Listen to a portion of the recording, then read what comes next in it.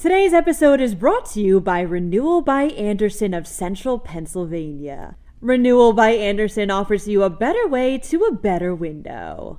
Go to rbacentralpadeals.com for this month's specials. A school board has passed a new policy regarding sexually explicit content in textbooks. Meanwhile, Allegheny County recently conducted mosquito treatments to minimize the risk of West Nile. There's some pleasant summer weather ahead. And here's what Pennsylvanians love to top their sundaes with the most. I'm Claudia Dimuro, and you're listening to Today in PA.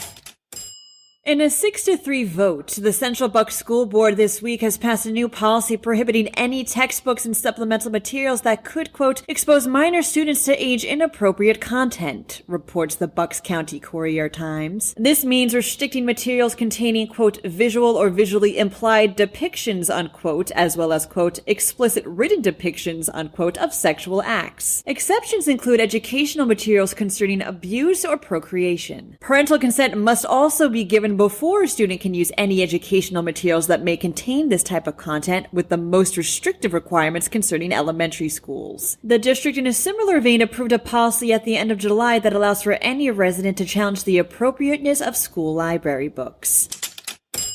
Yesterday evening, the Allegheny County Health Department sprayed mosquito pesticide around the south side, reports the Tribune Review. This was done to decrease the risk of West Nile, as there have been a number of mosquito samples in the area that have tested positive for the virus.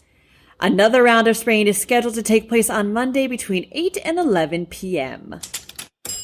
It finally won't be unbearable outside, forecasts PennLive. This weekend is looking cool. Well, cooler and rain-free. Today's going to be a high of around 81 and sunny, and tomorrow, same deal. Sunday will be mostly sunny with a high near 80, and it might rain after 8 p.m. Enjoy!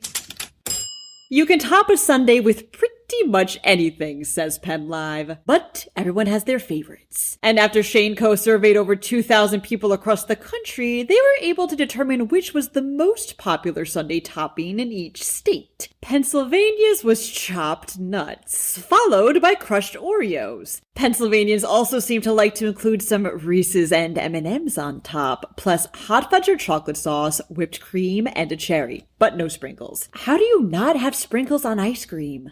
Happy Friday! To keep in the know over the weekend, drop by PennLive.com. And if you could please kindly give this podcast a rating or share it around, it would be most appreciated. Thanks ahead of time, and as always, thanks for sticking with us. I'm Claudia Dimuro, and I'll see you next week for some hot off the presses Today in PA.